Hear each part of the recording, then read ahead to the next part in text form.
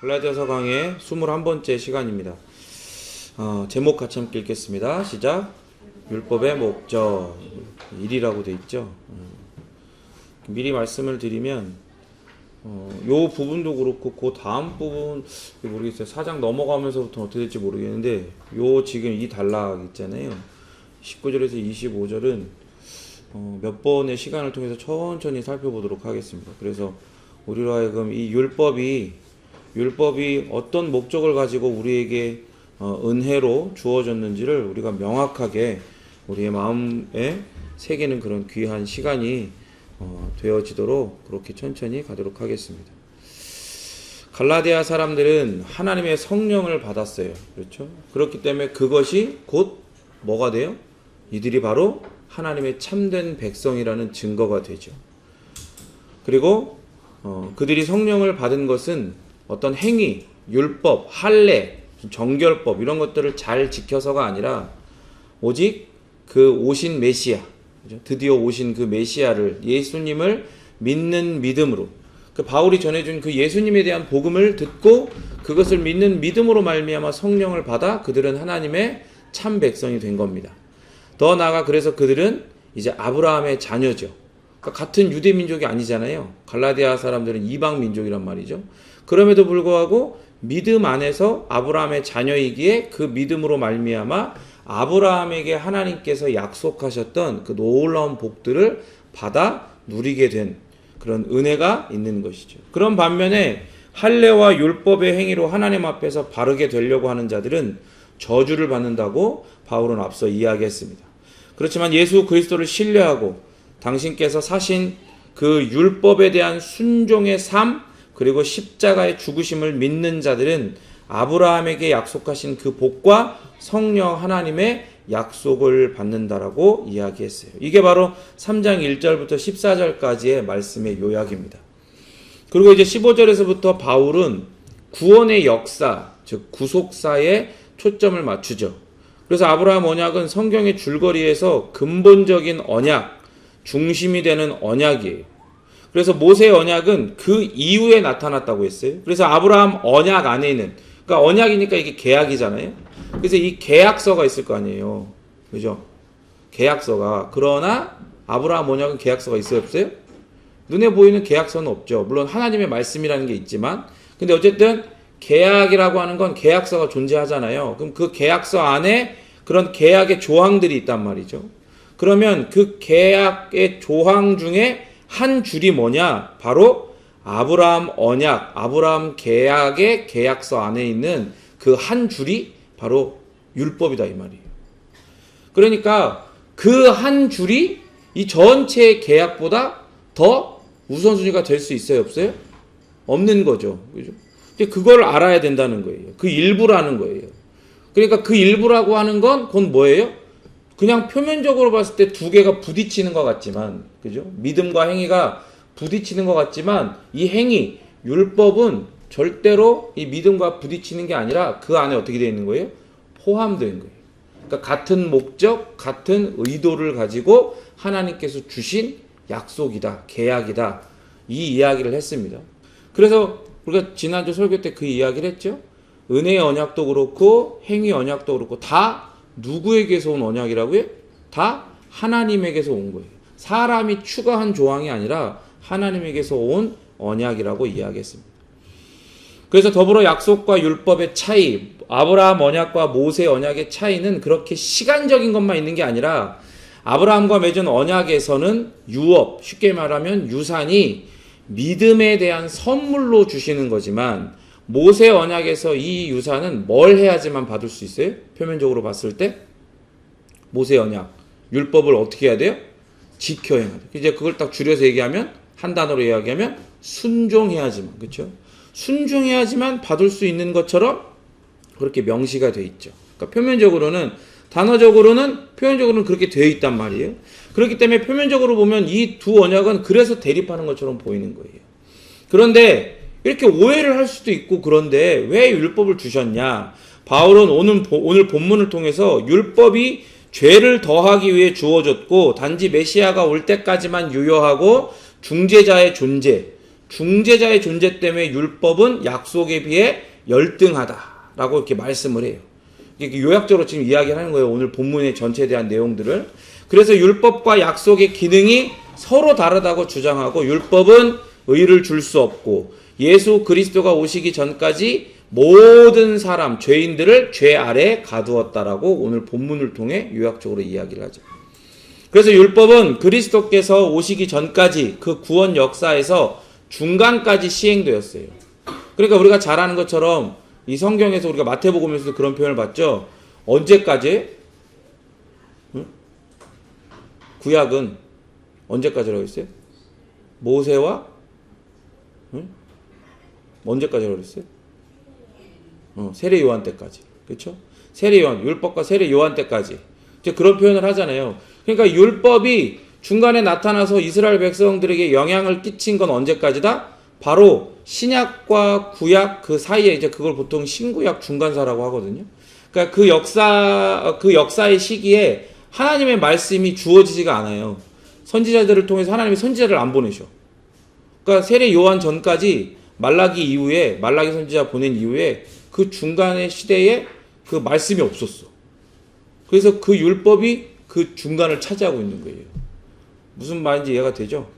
그 영향 아래에 있었어요. 그러면서 이제 뭐 거기에 온전히 하나님의 원의를 따라 원래 의도대로 그것을 해석하고 거기에 순종하고 그런 게 아니라, 그죠? 그렇게 예수님을 바라보고 기대하는 게 아니라 어떻게 하는 거예요? 자기들 마음대로 그걸 찢어가지고 다시 막 붙이고 자기들이 욕망과 시대적 상황과 필요들을 다 섞어가지고, 그죠? 이상한 걸 만들어 버렸단 말이에요. 그래서 그런 부분들은 또 나중에 또 기회가 되면 함께 다룰 수 있었으면 좋겠고요. 그래서 율법은 그리스도께서 오시기 전까지 그 구원 역사에서 중간까지 시행되고, 이제 그리스도께서 오시고 성령 하나님을 따라 그를 믿는 믿음이 주어지는 거예요. 예수님을 믿는 믿음이 주어져요. 성령 하나님을 따라. 그래서 아브라함에게 주어진 그 약속들이 이제서야 때가 차서 예수님을 통해 온전히 성취되고, 그래서 신자들은 더 이상 모세 언약 율법 아래에 있지 않죠. 아니, 따라합니다. 있을 수 없다. 거기 있을 수가 없는 거예요. 있을 수 없어. 그러니까 율법은 하나님이 주신 거잖아요. 그죠? 그 예수님이 이제 오셨어. 은혜 언약의 이 전체 계약서에 완성을 하시는, 성취를 하시는 그분이 오셨어. 그러니까 그 조항 중에 하나인 율법 아래에 사람들이 있을 수 있어요, 없어요? 없는 거예요. 그러니까 사람들이 아니다, 율법으로 된다라고 얘기하는 건 이미 그 율법은 하나님이 주신 율법이에요, 아니에요? 아닌 게 된 거야. 하나님이 원래 주신 그 원래의 의도대로 율법을 사용하지도 않고 바라보지도 않고 그러고 있는 거예요. 자기들 멋대로. 그러니까 신자들은 정말로 성경적 의미에서 정말로 예수님을 믿는 신자, 그리고 거룩한 부르심을 받은 성도들은요, 율법 아래에 있지 않는 게 아니라 있을 수가 없는 거야. 존재하지가 않는 거예요, 이제 그게. 구원의 어떤 수단으로서. 이해가 되시죠? 구원의 수단으로서. 저러다 나중에는 문을 따겠는데? 하원이, 하민이, 예배 똑바로 드려. 장난치라고 너희들 거기 들어간 거 아니야. 안 되겠어. 니네는 다음 주부터 다시 나와서 예배를 드려야 되겠어. 자, 그래서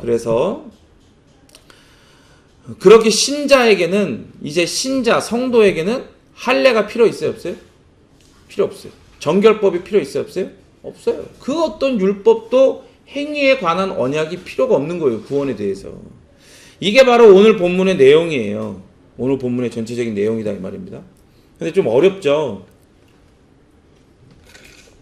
그러니까 여러분들이 가장 두려워하는 말 중에 하나인, 더 쉽게 말해서 율법은 약속을 확고하게 하기 위해서 주어진 게 아니라 죄를 더하기 위해서 주어졌다라고 바울은 이야기를 하는 거예요. 모세 율법은 영원히 효력이 있도록 그런 의도로 주신 게 아니라는 거예요. 구원에 대해서. 그래서 약속, 즉 그리스도 예수께서 이르시기 전까지 임시 관리인이라는 거야. 그러니까 구원이 주체가 아니에요. 구원의 주체가 아니라 그 구원을 받아야 하는 하나님의 그 놀라운 그 지혜로 하나님께서 창세 전에 영원 가운데서 구원받을 자들을 이미 예정을 해 놓으셨어요. 근데 그런 예정된 자들이 그리스도께서 오시기 전까지 그렇게 누구 아래에 있는 거예요? 임시 관리인 안에 있는 거야. 혹은 제가 항상 표현하는 것처럼 그 이정표 아래 있는 거예요. 그래서 그리스도에 대한 믿음이 이른 지금 그리스도에 대한 믿음이 이르게 된 지금은 모세 율법의 시대는 지나간 거죠. 어서 오세요. 유튜브에 박제될까봐 맨날 이렇게 고개를 숙이고 하는 거구나. 그리스도에 대한 믿음이 이른 지금은 모세 율법의 시대는 지나갔어요. 그러니까 요즘 사람들 굉장히 트렌드라는 말에 민감하잖아요. 트렌드라는 말에. 그러니까 여러분 구원에 대해서 율법을 붙들고 씨름하는 건 트렌드가 아니야 지금. 하나님의 트렌드가 아니라니까요. 성경적 트렌드가 아니야. 이 시대에 하나님이 딱 이 시대를 바라보시는 트렌드가 아니야 그게. 그런데 사람들은 뭐라 그래요? 그게 트렌드라 그러고 있어. 교회들 다 그게 트렌드가 돼 있고, 그죠? 심지어 어디도요? 신학교도, 신학대학교, 신학대학원도, 교수들도, 신학자들도 다 그게 트렌드라고 얘기하고 있는 게 요즘 시대예요. 그러니까 사실 해 아래 새 것이 없는 거야. 그때나 지금. 쉽죠? 내가 쉽게 얘기한다 그랬잖아. 어렵죠? 어려워요. 그래서 천천히 보려고 하는 거예요. 그래서 본문을 통해서 한번 더 천천히 살펴보도록 하겠습니다. 19절 읽겠습니다. 19절 시작.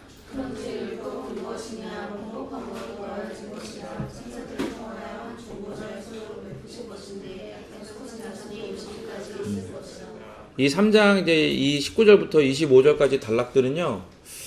이제 하나하나 뜯어봐야 돼요. 레고처럼 이 부품 레고 처음에 만들 때 어떻게 해요? 상자를 딱 뜯은 다음에 개봉한 다음에 설명서를 딱 펼치면 설명서 첫 장에 뭐가 있냐면 부품이 종류별로 몇 개씩인지 다 그림과 숫자가 나와 있거든요. 그러면 어떻게 하는 거냐? 그 부품들 다 봉지를 다 뜯어요. 그리고 거기에 맞춰서 배열을 다 하는 거예요. 요렇게 생긴 부품 몇 개 탁 놓고 모아서 찾아갖고 놓고 하죠. 그죠? 다 뜯어가지고 하나씩 본단 말이에요. 그러고 나서 어떻게 하는 거예요? 그거를 하나로 합치죠. 그래서 작품을 만드는 거 아니에요, 레고를. 그런 것처럼 이 말씀 마치 그렇게 봐야 돼요. 이 19절부터 25절의 말씀은 그렇게 이제 이 9절 속에서도 하나하나 뜯어서 봐야 돼요. 그리고 그것들이 딱 이렇게 합쳐져요.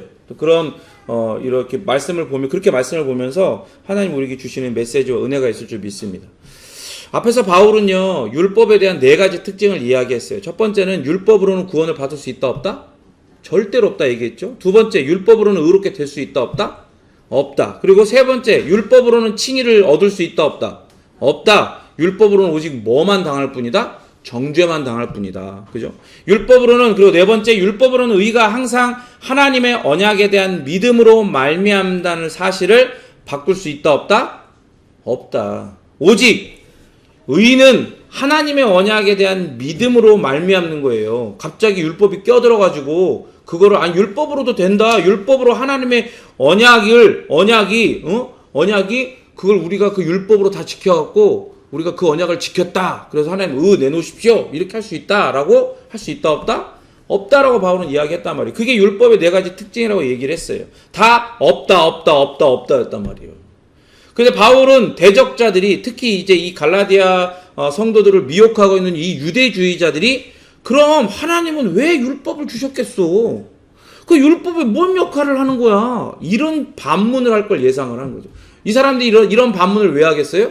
야, 하나님이 왜 율법을 주셨겠어? 중간에 그걸로 부족하니까 주신 거 아니니까 이제 율법을 지켜야 돼. 할례 받고 정결법을 따라야 돼. 율법이 무슨 역할을 하는 거야? 그럼 필요 없겠네 믿음? 아니야.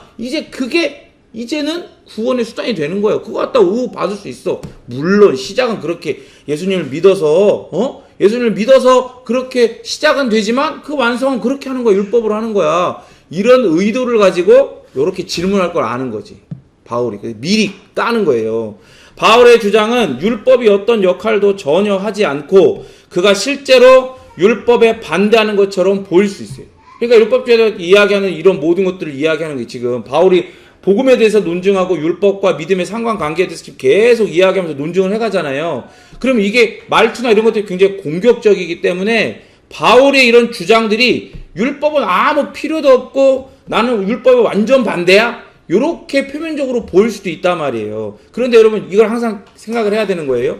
이 갈라디아서도 그렇고 다른 서신서들도 그렇지만 지금 여기서 논증을 하고 있는 건, 물론 이 편지를 받아들은 건 누구예요? 편지를 본 1차 독자들은 갈라디아 성도들이잖아요. 그런데 그들을 미혹하는 게 누구예요? 유대주의자들이잖아요. 그죠? 율법주의자들과 맞닿아 있는 유대주의자들이란 말이에요.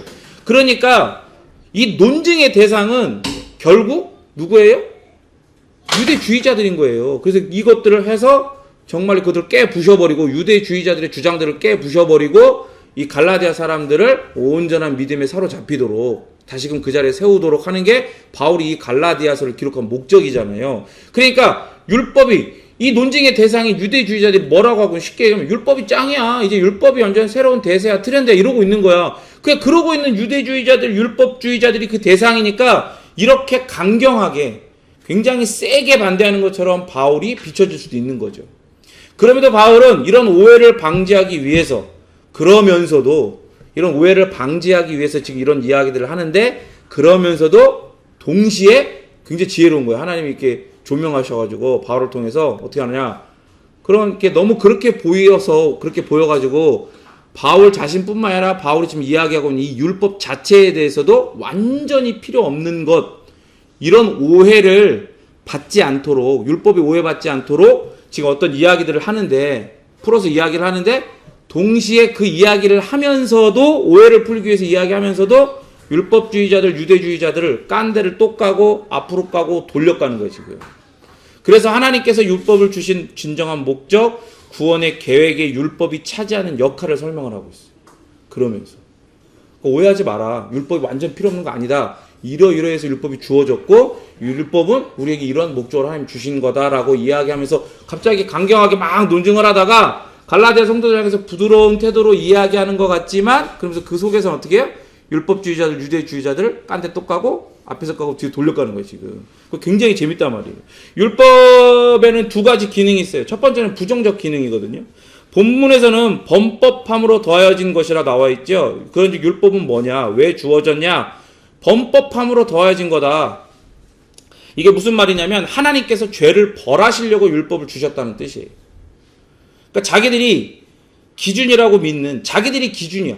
자기들이 기준이라고 믿는 죄인들과 그 죄인들로만 가득 찬 세상에 절대적인 기준, 유일한 기준, 영원한 기준, 불변하는 기준인 율법을 주셔가지고 참된 기준, 선과 악에 대한 절대적이고 참되고도 영원하고 불변한 기준을 주셔서 이 죄인들이 얼마나 죄인이고 죄인들이 왜 죄인인지를 더욱 분명하고 선명하게 드러내시는 동시에 죄인들로 하여금 이런 유대주의자들이나 율법주의자들 같은 이런 죄인들로 하여금 입을 나불나불 거리지 못하게 하시려고 율법을 주신 거예요. 그러니까 예수님께서 마태복음에서도 이런 얘기 하셨잖아요. 그날에 나더러 주여 주여 하는 내가 너희들을 모른다, 이 불법하는 자야, 내게서 떠나가라 그러시잖아요. 그러니까 주여 주여 하는 자들 뭐라 그래요? 예수님한테 뭐라고 항변을 해요? 그날에 예수님이 심판원 주로 오셨을 때 어떻게 항변할 거라고 얘기를 하세요? 내가 주를 위해서 뭐도 하고 뭐도 하고 뭐도 하고, 근데 뭐도 하고 뭐도 하고 뭐도 하고 이런 모든 내용들이 신앙이라는 눈으로 보면 어떤 신앙생활 안에서 마땅히 해야 되는 일들이잖아요. 마땅히 해야 되는 일들을 했다고 막 주장을 하고, 때로는 어떤 그냥 막말로 그냥 일반적인 성도들보다 더 뛰어난 일들을 막 한단 말이에요. 구약의 선지자들이 보일 만한 그런 일들, 그런 기적들을 막 보이고 그런 것들 행했다면서 막 예수님한테 주장을 하잖아. 근데 예수님 뭐라 그래요? 난 니네 모른다. 나한테서 다 가라. 빨리 꺼져. 그 얘기 하시는 거야. 그거 왜 그런 거야? 왜 그런 거예요? 니들은 다 뭐라는 거야? 죄인이라는 거예요, 죄인. 내 새끼가 아니라는 거예요. 너희들은 나를 믿음으로 믿은 자들이 아니라는 거예요. 너희들은 뭘 온전히 의지하고 의뢰하고 의탁하고 의존하고 있는 거예요? 나를, 예수님을 하는 게 아니라 뭘? 지들이 지키는 율법, 그거를 그렇게 하고 있다고 얘기하는 거예요, 예수님이. 그러니까 이 자기들이 얼마나 죄인인지를 모르니까 이 율법을 주셔가지고 지들 기준에서는 이게 죄가 아닌지를 모르니까 오히려 자기는 잘했다고 얘기하니까, 그리고 서로 막 칭찬해 주잖아. 와, 신앙인이다, 믿음이 있다, 경건하다. 그러니까 그 부자 청년 딱 돌려보낼 때도 네 가진 소유 다 팔아 나 따르라 예수님 그러는데, 돌려보니까 고민하면서 돌아가니까 제자들이 예수님만 막 뭐라 하잖아요. 나무라잖아요, 제자들이. 아, 저렇게 경건한 사람을 돌려보내면 어떡하냐고. 그죠? 예수님 눈에는 그게 경건한 거야, 아닌 거예요? 아닌 거야. 예수님 왜 딴 거를 의지하고 의존하고 있는 게 보이니까. 거듭나지 않았으니까. 그걸 보시고 예수님 얘기하시는 거예요. 그러니까 사람들은, 죄인들은 다 자기가 기준이 돼갖고 진정한 기준이신, 절대적인 권위이신 예수님 앞에, 하나님 앞에 내가 뭐 했다 입을 나불나불 거리는 거예요. 그런데 하나님이 그런 죄인들 앞에 뭘 딱 앞에 쾅 하고 박아 놓으세요? 율법이라고는 절대적인 기준을 박아 놓으시는 거예요. 아무나 못하는 거지. 딱 죄. 네가 하는 건 다 죄. 네가 말하는 거 다 죄. 네가 하는 행동 다 죄. 너 자체가 죄인이다. 이렇게 말을 하시니까. 그러라고 율법을 주신 거예요. 그리고 율법의 두 번째 기능은 뭐냐? 긍정적인 기능으로 주셨어요.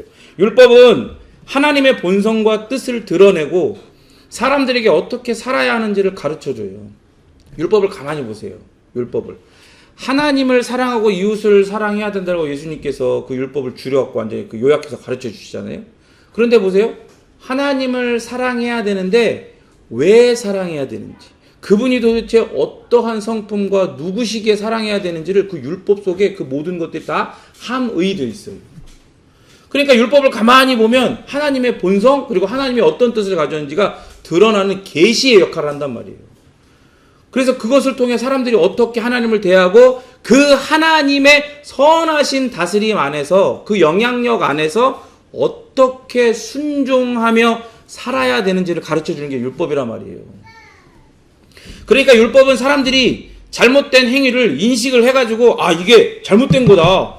야, 이게 율법이 주어지기 전에는 몰랐는데 이게 잘한 거라고 생각해. 이게 잘한 게 아니네. 그래서 그걸 삼가도록 도움을 주고 그렇게 하나님 앞에 범죄하는 걸 억제할 목적으로 주어져요. 이스라엘 백성 봐봐요. 하나님이 시내산에 모세를 불러 올려서 그 시내산에 강림하셔가지고 율법을 주실 때에 그 밑에서 무슨 짓거리 하고 있었어요? 황금 송아지를 만들어갖고 이게 바로 그 이집트에서, 애굽에서 우리를 건져낸 하나님이다. 그러면서 막 예배하고 막 찬양하고 막 난리 부르스를 치고 있잖아. 그게 왜 그런 거예요? 자기들은 그게 잘하는 거라고 알고 있는 거야. 뭐가 없으니까? 율법이 없으니까. 기준이 없으니까. 그게 기준이었어. 애굽에서는 그렇게 뭘 만들어 놓고 숭배하고 예배하고 하는 게 그게 기준이었거든요. 사람들이 만들어 놓은 기준. 그런데 하나님이 그 율법을 주시니까 그게 죄라는 걸 알게 되는 거죠. 그렇게 부정적 기능으로 율법은 사람들의 죄를 지적하고요. 나한테는 가능성이 제로라는 걸, 너희들한테는 가능성이 제로라는 걸 지적하고, 파산된 실존을 폭로하고, 모든 율법을 완벽하게 지키려는 노력으로 하나님을 기쁘게 해드릴 수 있다라고 주장하는 것에 절대로 불가능하다는 걸 죄인들에게, 원수들에게, 율법주의자와 유대주의자들, 그리고 지금으로 이야기하면 반펠라기안주의자들, 카톨릭적 칭의관을 고수하는 자들, 그리고 세관점주의자들과 이와 유사한 모든 아류들, 이단들에게, 그리고 따라합니다, 우리들에게 보여주는 거예요. 율법으로. 그게 안 된다는 거. 그러니까 범죄를 드러내. 이게 내가 진짜로 행위를 해갖고 한 범죄든 혹은 마음에서 그런 마음을 품어서 범죄한 거든지 간에 율법을 통해서 하나님께서 죄라고 정하시는 거, 이걸 뭐라고 그런다 그랬어요? 이건 죄다라고 하나님이 정하시는 거예요. 율법을 통해. 그걸 뭐라 그래요? 그걸 정죄라고 하는 거야. 정죄. 그러니까 여러분 잘 생각하셔야 돼요. 그러니까 약간 좀 벗어난 얘기긴 하지만 우리 성도들 안에서 엘렌코가 이제 시행이 돼야 되잖아요. 그렇죠? 참되게 서로 가르치고 권면하고 격려하고 또 이 교회의 거룩함을 해치지 않기 위해서 때로는 치리를 시행하고, 그죠?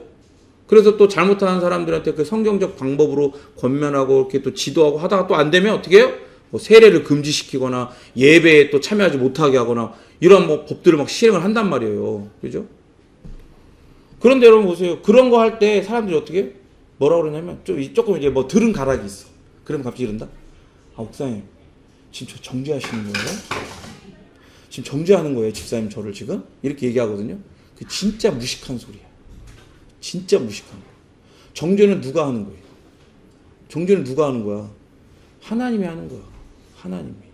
내가 어떻게 정죄를 해? 하나님이 뭘 통해 정죄하신다고요? 율법을 통해 정죄하시잖아요. 근데 그 율법을 통해 그 사람의 삶과 그 사람의 행동을 보니 그게 죄로 드러나요, 안 드러나요? 드러나니까 그렇게 엘렌코를 시연하고 또 뭐 하는 거예요? 권면하고 또 징계하기도 하고 이렇게 7일 하는 거야. 근데 거기다 대고 뭐 좀 배운 게 있다고 생각 좀 자기도 생각이 있다고 지금 정죄하시는 거예요? 그럼 그 얘기가 뭐예요? 니는 나랑 똑같은 성도인데 네가 무슨 하나님처럼 나를 정죄한 이런 얘기잖아요. 근데 그게 아니라는 거지. 정죄, 죄를 정하는 거예요. 율법을 통해서. 누가요? 하나님께서만이. 그러니까 정죄하시는 그 범죄함을 드러내가지고 죄인들이 자신들의 죄악성을 깨닫고 구세주에 대한 자신들의 필사적인 필요를 취사 선택하는 게 아니라 이거 할 수도 있고 때로는 율법을 택할 수도 있고 내 행위를 택할 수도 있고 때로는 믿음을 택할 수도 있고 막 지 마음대로 막 때마다 시마다 막 바깥 갈아 껴 막. 옛날에 지금은 배터리가 일체화지만 휴대폰이 예전에는 배터리 이렇게 갈아 꼈잖아요. 막 바꿔 끼고 했잖아요. 그런 것처럼 막 이때 이거 끼고 절대 저거 끼고 막 그런 게 아니라는 거예요. 뭐 하는 거예요? 자신들의 죄악성을 죄인들로 하여금 깨닫고 구세주에 대한 자신들의 필사적인 필요, 뭐라고? 필사적으로 구세주만이 필요하다는 것을 깨닫게 하려고 율법을 주신 거예요, 원래. 니네한테는 이걸 지켜갖고 네가 나한테 의를 내놔라 마라 나불나불 거리라고 주신 게 아니라 이걸 딱 주고서 하나님이 이 율법을 통해 사람들을 딱 정죄해갖고 우리가 얼마나 파산되고 얼마나 하나님 앞에 개망난이고 얼마나 하나님 앞에 죄인인지를 너무나 선명하게 폭로하시고 드러내시니까 뭐밖에 방법이 없어요? 예수님을 믿는 거 말고는 우리가 하나님한테 의롭다 칭함받고 구원을 얻을 방법이 없다는 걸 필사적으로 그걸 깨닫고 필사적으로 예수님을 구하라고. 필사적으로.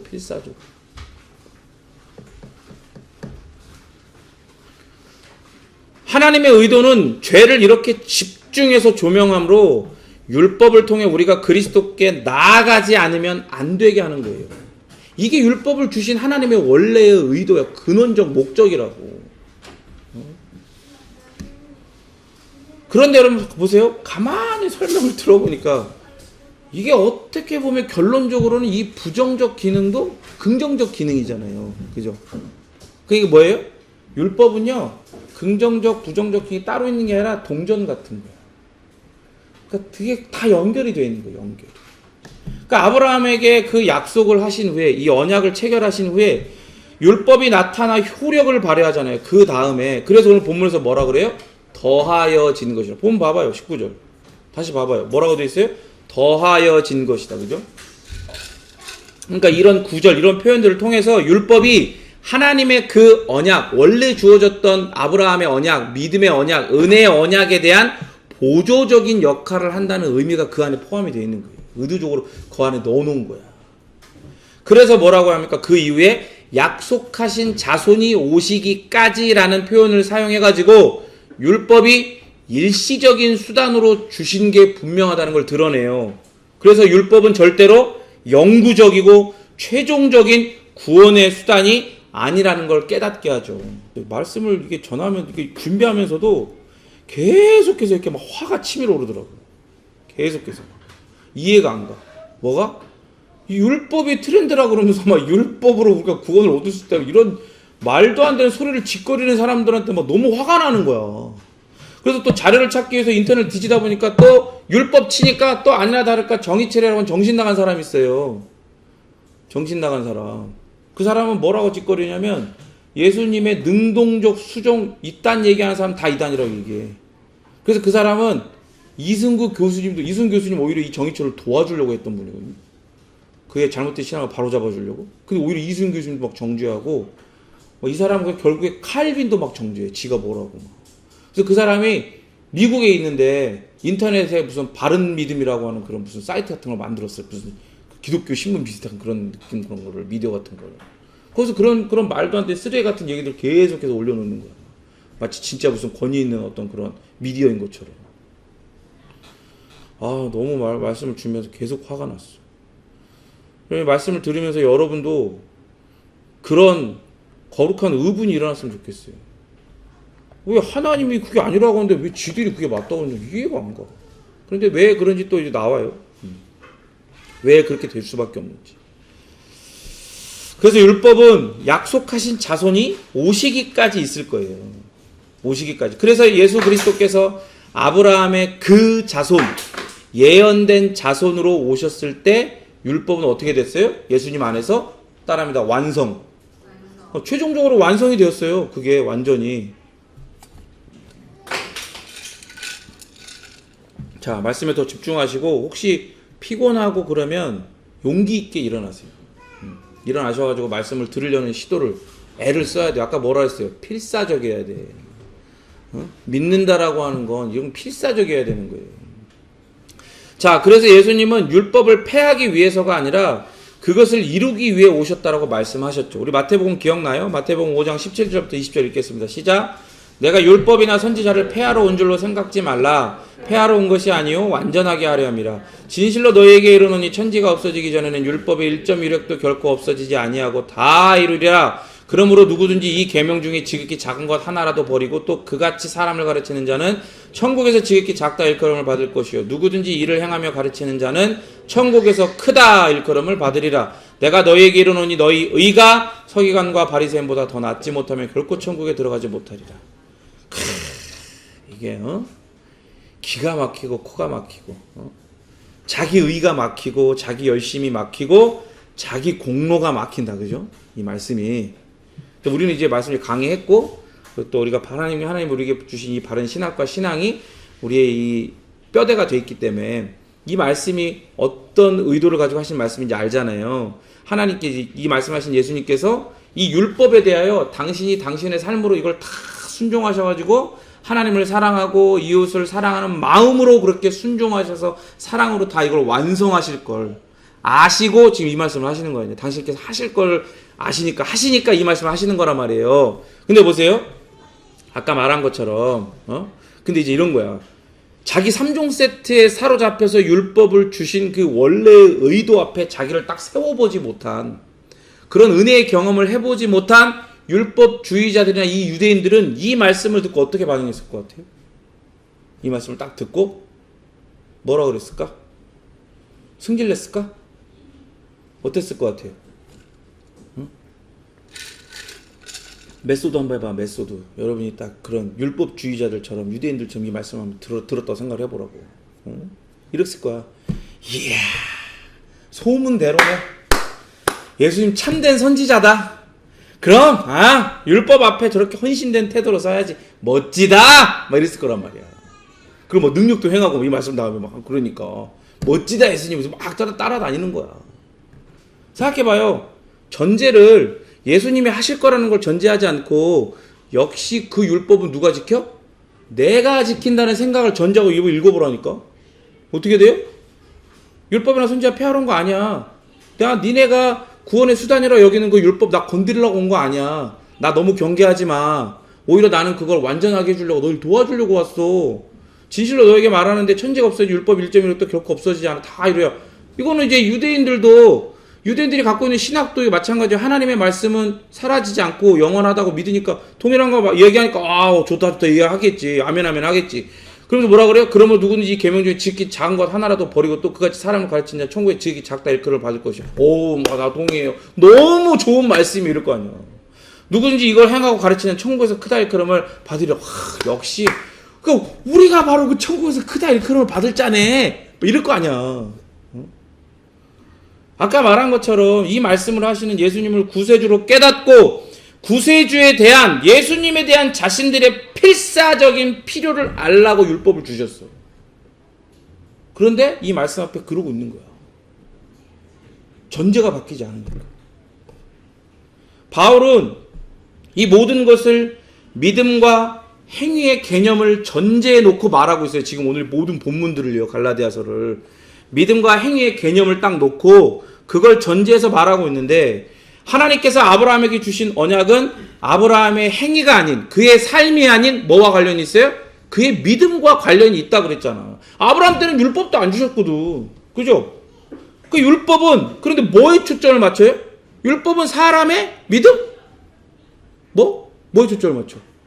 행위에 초점을 맞춘단 말이야. 했냐 안 했냐. 다른 얘기 하지 말고 너 했냐 안 했냐. 그것만 초점을 맞추는 거예요. 그렇게 아브라함과의 언약은 믿음만이 구원받을 유일한 길이라는 걸 보여줘요. 더 엄밀하게 이야기하면 믿음은 제가 항상 뭐에 의해서 규정된다 그랬어요? 대상에 의해서 규정되고 뭐에 의해서 실제로 존재해요? 대상에 의해서 존재하는 거예요. 아, 내가 믿는다. 그러면서 그 돌아가신 조용기 목사님처럼 4차원의 영적 세계에서 이야기하는 것처럼 자기가 내가 바라는 어떤 자전거 갖고 싶어. 뭐가 갖고 싶어. 구체적으로 그걸 그리는 거야. 그걸 믿음으로 그리는 거야. 그걸 다 그 형상을 그리는 거야. 그러면 그게 나한테 주어진대. 그걸 믿음이래. 하나님 보시기엔요, 그거는 존재하지 않는 거예요. 그런 건 믿음이 아니야. 그거는 그냥 사람이 어떤 만들어낸 거지. 자기 개똥철학으로 만들어낸 거지. 믿음이라는 단어만 갖다 거기다 붙인 거지. 그건 믿음이 아니야. 존재하지 않는 거예요. 다시 한번 얘기하지만 믿음은 대상에 의해서 규정되고 뭐에 의해서 실제로 존재할 수 있어요? 대상에 의해서 실제로 존재하는 거예요. 명확하고 분명한 대상이 있어야 그 믿음이 진짜 명확하고 분명한 대상이 돼. 그러니까 이 믿음의 대상이 구원자여야 이 믿음은 구원 얻는 믿음이 되고, 이 믿음의 대상이 구원자여야 이 믿음은 구원하는 믿음으로 존재한다고. 이해가 돼요?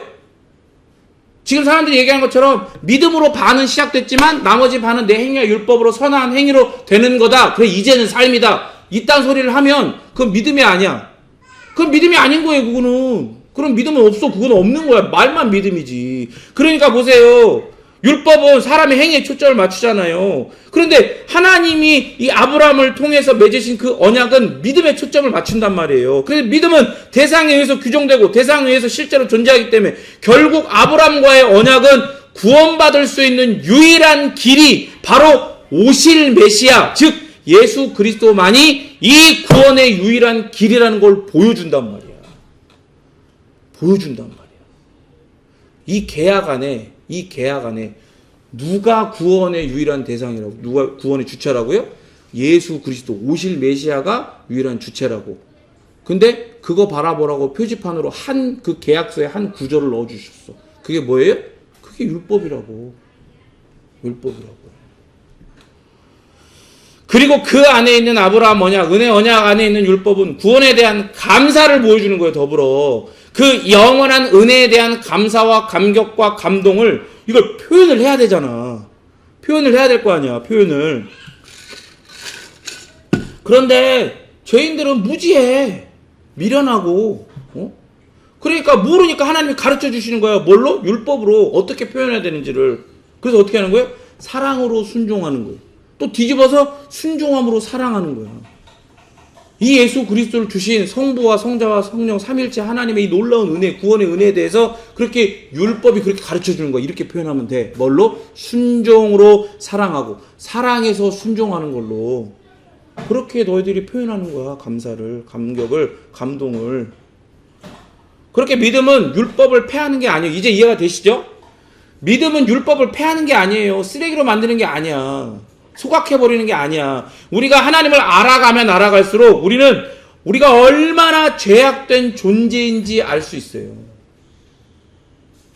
저 구석에 빛이 닿지 않는 곳에 이렇게 웅크리고 있다가 이 밝은 빛 앞으로 가까이 나오면 나올수록 내가 얼마나 먼지 구덩이에서 이게 다 뒤집어 쓰고 오물과 더러운 것들이 덕지덕지 묻어 있는지를 선명하게 그게 드러나는 것처럼 하나님을 알아가면 알아갈수록 그에게 가까이 다가가면 다가갈수록 우리가 얼마나 죄악된 존재인지가 너무나 선명하게 드러난다고요. 그렇게 되면 될수록, 알아가면 알아갈수록 우리는 구원을 얻기 위해 오직 누구만 필요해요? 예수님만 필요하다는 걸 깨닫는 거야. 구원 얻기 위해 오직 그리스도만을 더욱 의지하고 더욱 의뢰하고 더욱 의탁하고 더욱 의존하게 될 수밖에 없는 거예요. 어떻게? 필사적으로. 제가 맨날 의지하고 의뢰하고 의탁하고 의존하라고 그러니까 뭐 선택하는 건 줄 알죠? 선택이 아니야. 취사 선택하는 게 아니에요. 하나님께 다가가면 다가갈수록 내가 얼마나 더러운 죄인인지, 파산된 실존인지, 개망나인지를 깨달는, 영적인 좀비인지 깨달으니까 나한테는 소망이 없다는 걸 깨달아서 누구만 필사적으로 의뢰하고 의지하고 의탁하고 의존하게 돼요? 예수님만을 그렇게 의지, 의뢰, 의탁, 의존하게 되는 거야. 그래야만 하는 거야. 그렇게 될 수밖에 없는 거야. 그게 은혜인 거예요. 필사적으로 의지하고, 필사적으로 의뢰하고, 필사적으로 의탁하고, 필사적으로 의존하게 되어야 된다고요. 믿으십니까? 진짜로 믿어요? 그렇게 돼야 돼요. 그렇게 진짜로. 그렇게 될 때 내가 이 구원에 대해서 뭐 내가 하던 이 우리의 입술이 이제 뭐로 바뀌어요? 뭐라고 고백하기 시작해요? 예수님만이 하나님만이 성령님만이 말씀만이 복음만이 진리만이라고 고백하게 되는 거예요. 내가가 쏙 빠져 거기서. 그렇게 믿음의 고백을, 흔들림 없는 고백을 영원히 그리고 필사적으로 드리는 우리 베이직교회 모든 성도가 되기를 진정으로 바랍니다. 아멘. 같이 함께 기도하도록 합시다.